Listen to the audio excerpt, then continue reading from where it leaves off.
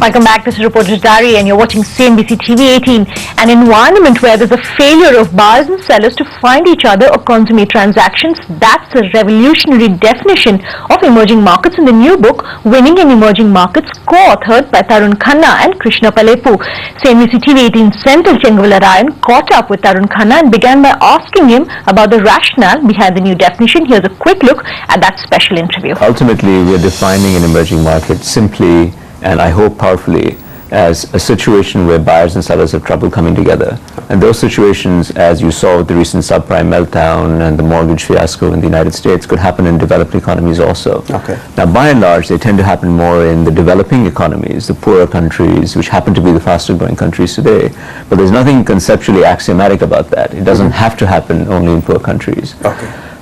We hope that the power of the framework is in pointing out commonalities across different situations that people may not think are common. But what's more important? Is it the size of the market? Is it the growth opportunity? Or is it the, when I say important, in defining, or is it the lack of institutional... None of the first set. The defining characteristic for us is simply the failure of buyers and sellers to either find each other, if you will, to have information about where the others are, or the failure of buyers and sellers to consummate a transaction with each other because they're worried about the sanctity of the contract, so they're worried that the other party isn't trustworthy, things of that nature. Okay. That's the defining characteristic. That's the defining. And you mentioned that all emerging markets feature institutional voids, and you go on to define 3 institutional voids that you think are very important. That's the absence of absent or unreliable sources of market information, an uncertain regulatory environment, and an inefficient judicial system.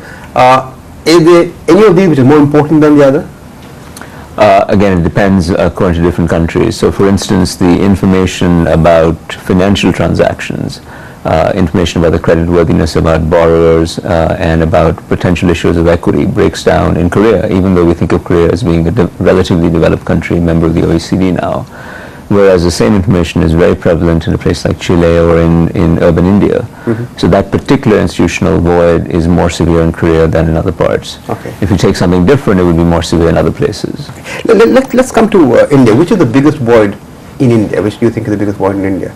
Okay, I've been thinking a lot about this, and if I had to pick, I'd pick 2, though I'd have trouble ranking them. One is the absence of risk capital, which is endemically deficient in many developing countries. Okay, despite a very well-regulated capital market. Oh, we're not even close.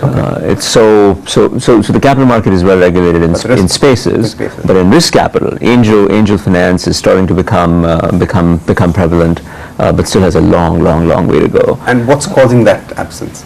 Is it regulatory? Is it well, first of all, it's missing in most places around the world. Okay. So Silicon Valley, Tel Aviv, perhaps Bangalore, perhaps part of the Shenzhen area.